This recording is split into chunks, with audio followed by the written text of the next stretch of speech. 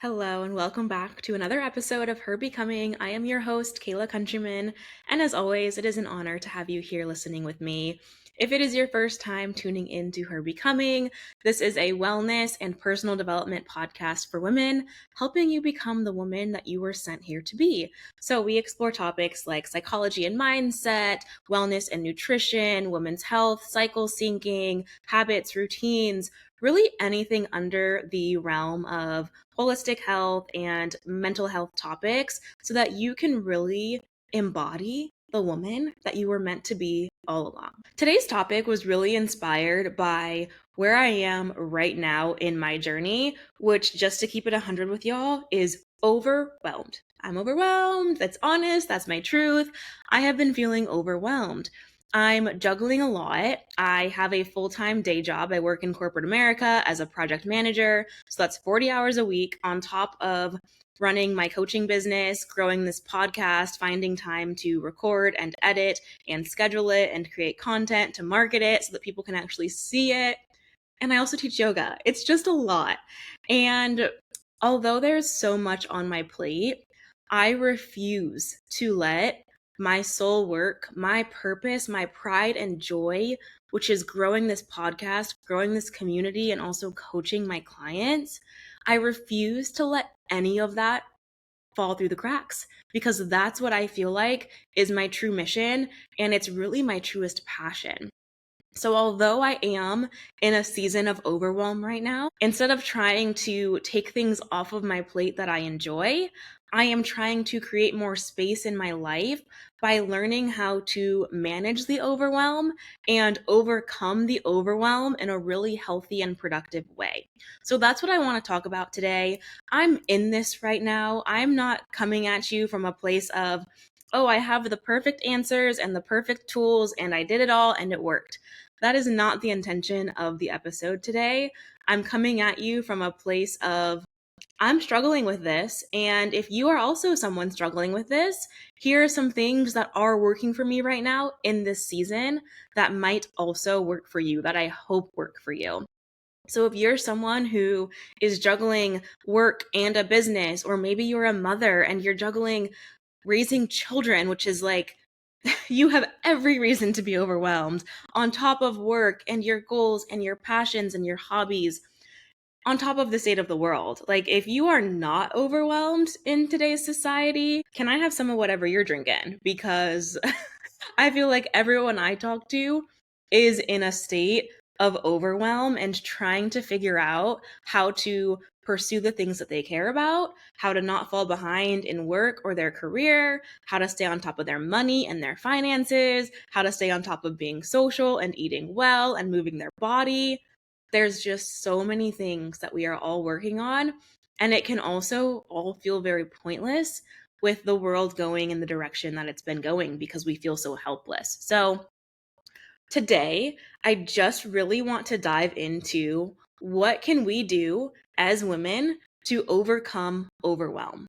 And I don't want to dismiss overwhelm as a emotion that we want to like push under the rug, because I do think that feeling overwhelmed, there is a sense of gratitude. I've seen this quote. I don't want to take credit for it. I've seen this quote floating around online that's essentially like, what a gift it is to feel overwhelmed by all of the things that you prayed for.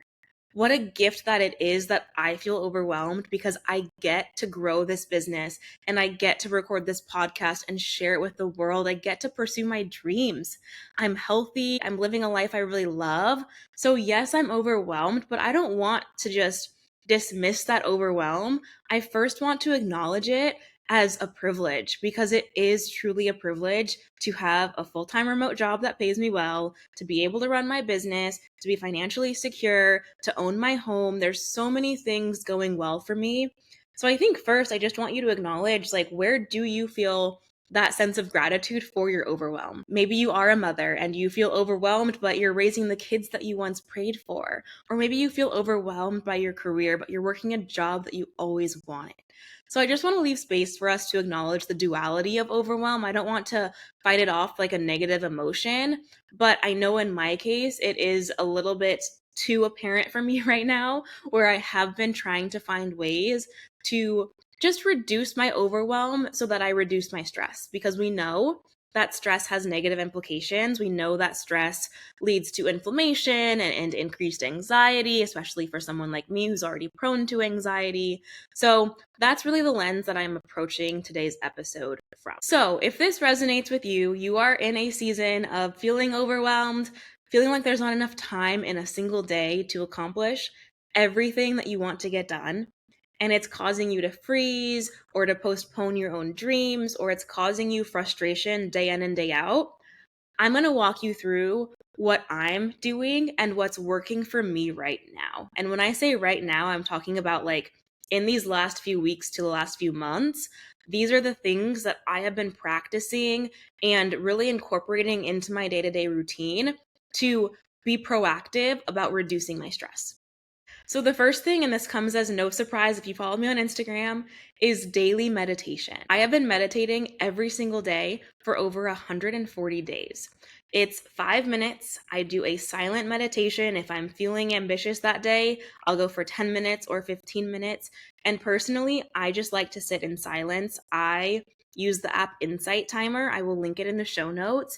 And they have a really cool meditation timer that plays a gong or any type of noise that you like once your timer starts and ends. And they also have really amazing guided meditations and breath works and sleep meditations and really anything that you could want, need, or desire. So I've been using Insight Timer every single day. I set my 5 to 10 minute timer depending on what my day looks like that day. And then I sit down in my meditation corner.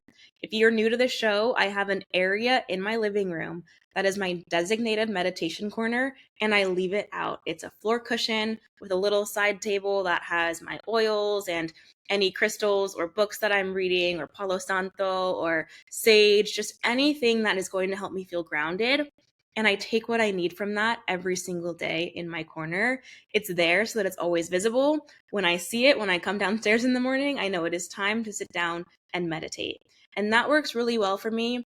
I sit in silence and I focus on my breathing. Sometimes I'll incorporate some tapping, or sometimes I'll lay down and put my legs up the wall if I'm feeling really anxious. So I completely customize it by what I need, but daily meditation, I don't want to sound cliche, but it has changed my life, especially post breakup and coming out of a really hard season.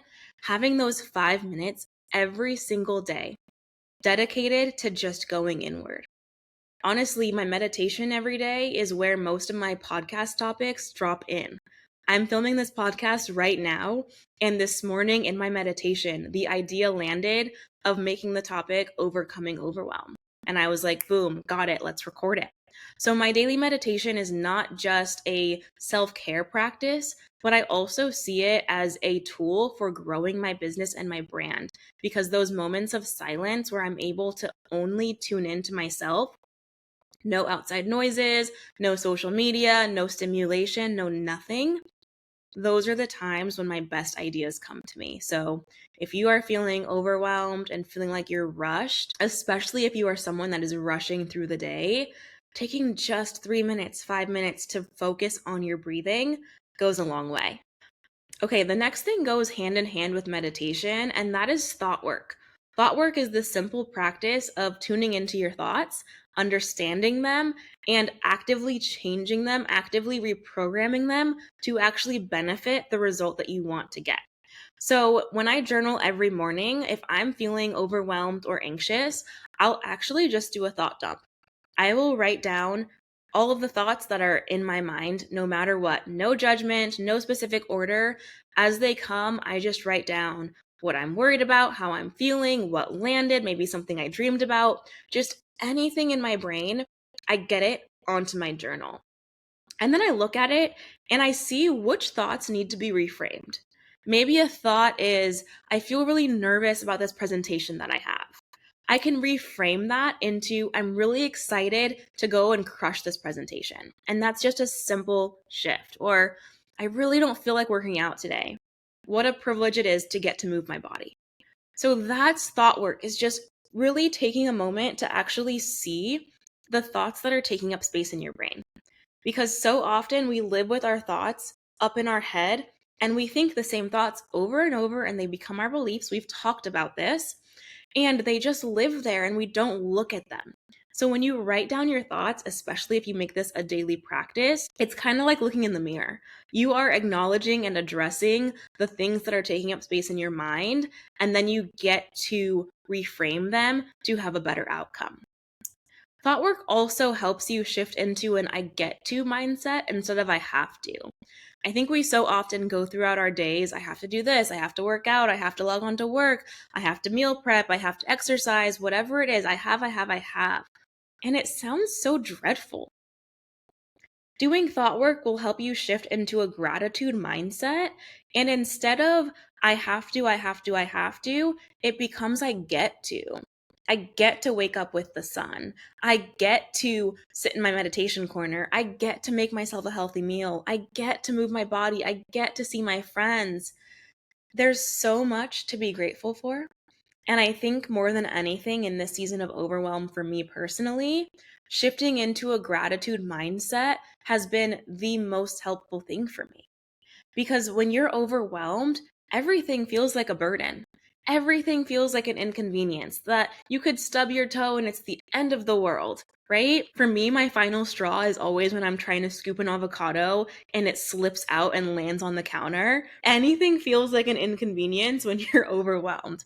And so having gratitude instead truly is an important practice.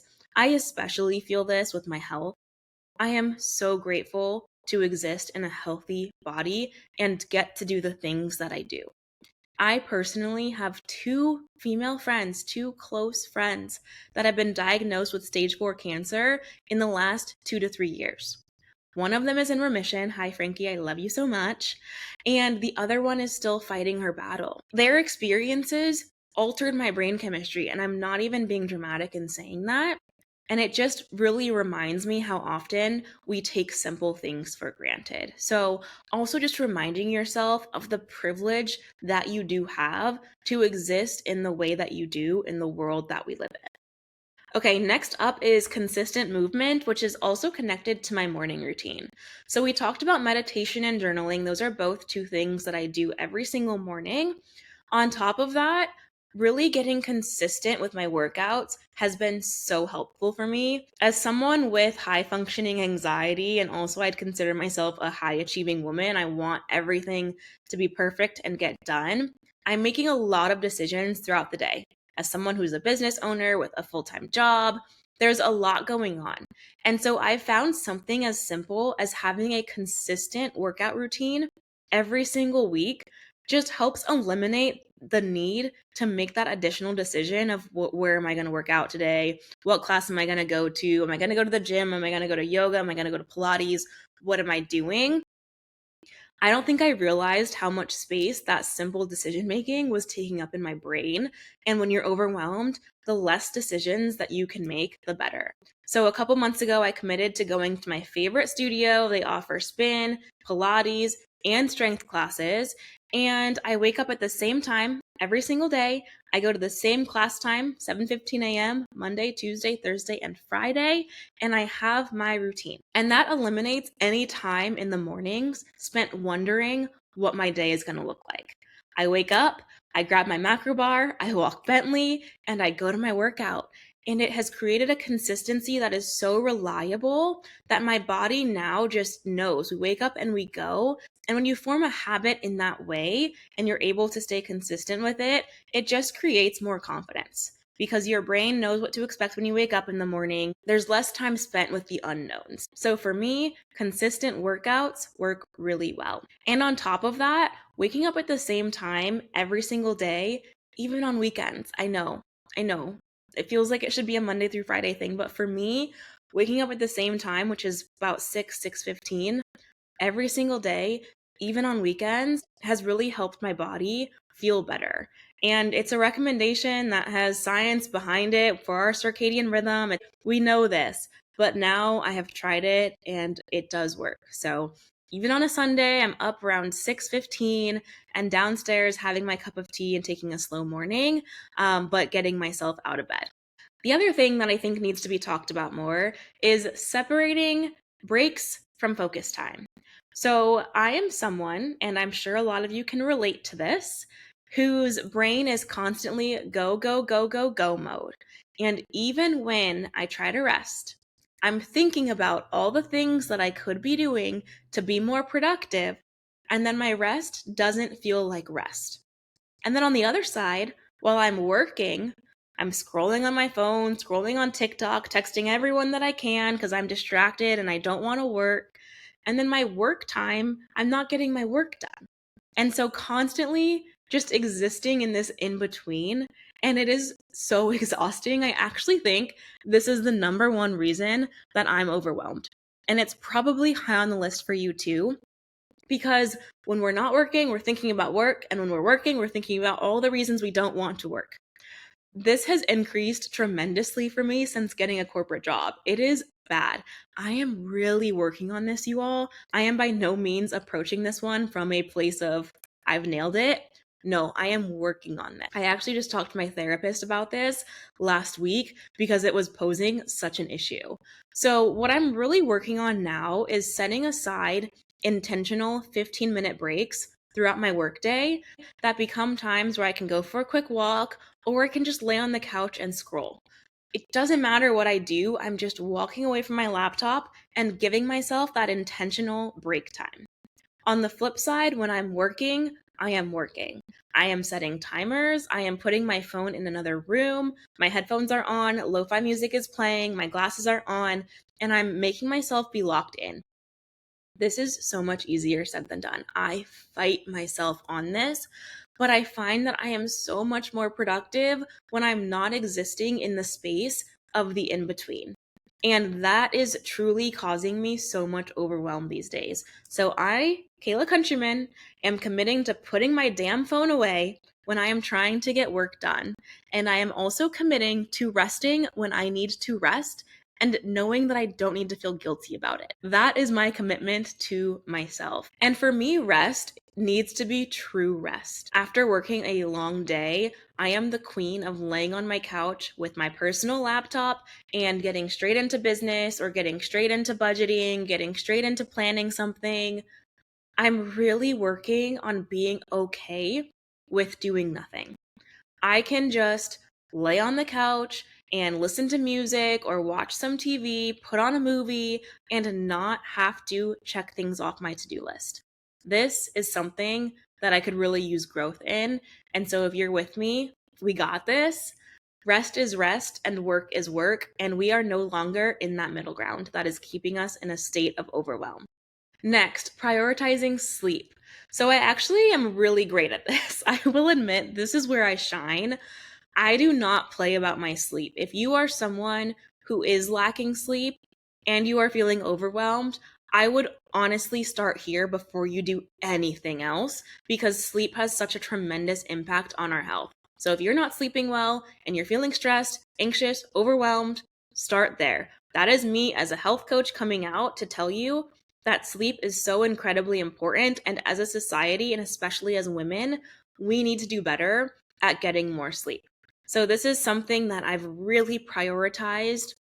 Now that I'm single, I actually have a much easier time prioritizing this because I don't have to be on anyone's sleep schedule other than my own. So I'm consistently getting 7 to 9 hours of sleep. I have a wind down routine that's about an hour that consists of my red light, reading, listening to calming music. Some nights I have my nighttime cacao. So this I really do shine in. Again, if this is somewhere that you are lacking, please, please, please prioritize your sleep. I will do a full episode on sleep if that is something you are interested in. In school, I learned so much about sleep and rest and how our brain works when we are sleeping and why it's important. So if you're interested in that topic, let me know. Definitely something that we can get onto this show. Okay, the next one is really dedicated for my business owners and also people that want to start a business or start a creative passion or just explore what's out there for you. When we are trying to reduce stress and reduce overwhelm, you have to hone in on what's actually moving the needle for you. I am the queen of I want to do it all, I want to make it all work. And when you are limited on time, you have to be really strategic about what's actually working and what's not. Otherwise, you're just going to be more overwhelmed because you're trying to do everything and you're not seeing the results.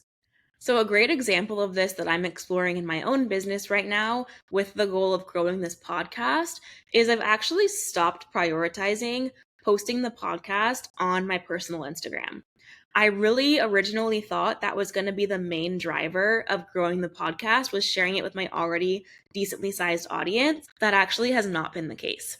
I started posting on TikTok about 2 months ago, and when I tell you, I get so much more engagement, so many more views, so many more likes, so many more eyes on the podcast on TikTok than I've ever gotten on Instagram since I started the podcast. It's remarkable. So I have been focusing my energy on posting clips on TikTok, sharing my life on TikTok, and just really focusing and prioritizing that platform instead of Instagram. That doesn't mean that I'm throwing Instagram in the trash.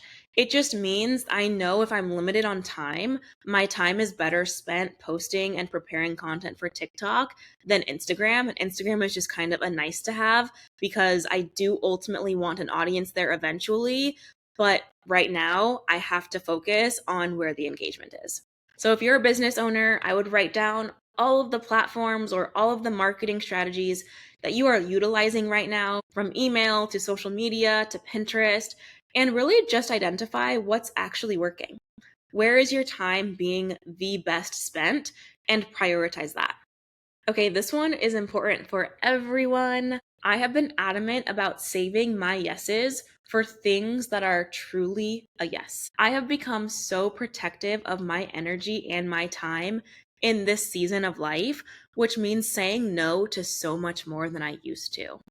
I do not have time for my time to be spent on things that I don't truly value.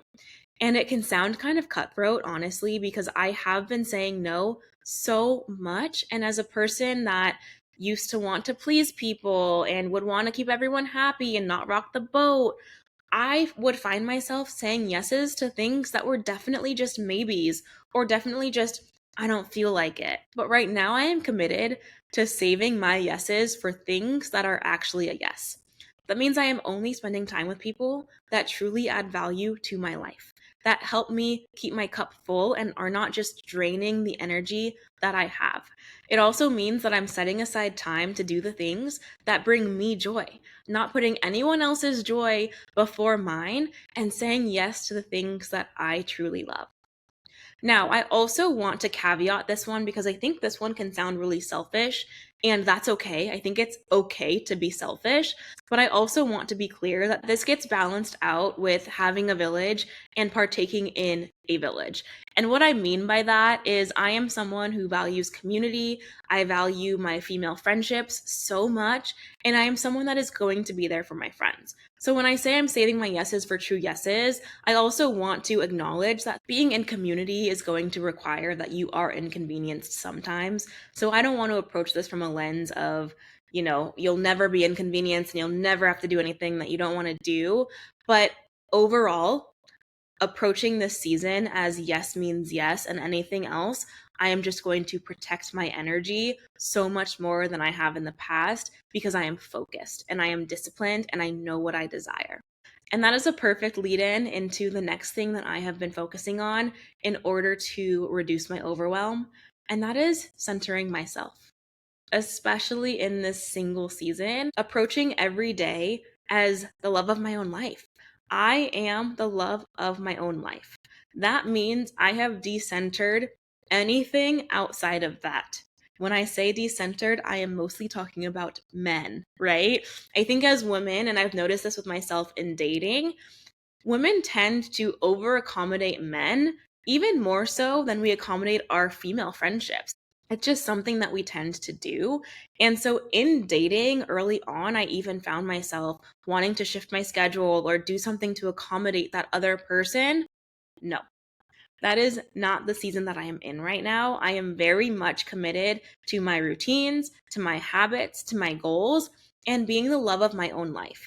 And that means that anything that interferes with that is not for me right now. And I'm okay with that because discipline is my truest form of self love. You may have heard of the term strict babe. It's a label that's going around right now, and I'm a proud strict babe.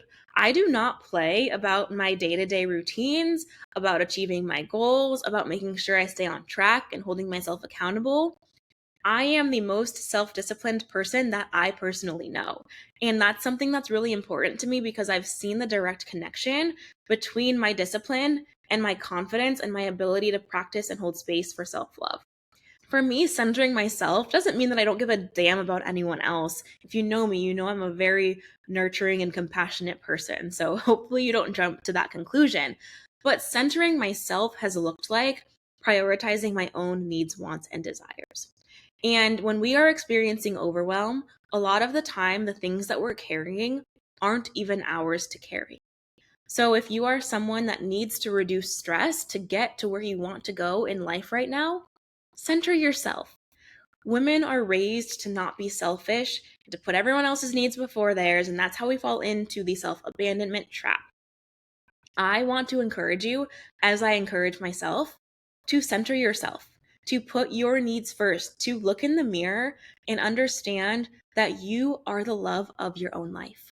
That is my challenge for you, is to find a mirror and look in that mirror and say, I am the love of my own life. And to live it, not just say it, but to live it. Okay, my loves, that is all that I have for you today. Again, overwhelm isn't a naughty word. I think that we are so privileged to be able to be overwhelmed by the things that we have prayed for and manifested and worked so hard for. And at the same time, stress management is important. So save this episode in your back pocket for any time you need a reminder of tips and tricks and tools that you can visit to reduce that overwhelm while also staying on track to hit your goals and to do what you were sent here to do. Please, please, please share with a friend. If you haven't liked, rated, and subscribed to this podcast, please do. It means the world. It really makes a difference. If you're listening on Apple, you can actually write a review. That is so incredibly helpful for me. If you are on Spotify, drop a 5-star rating if you enjoy the show. So thank you so much for being here. I will see you on the next episode. And until then, be well.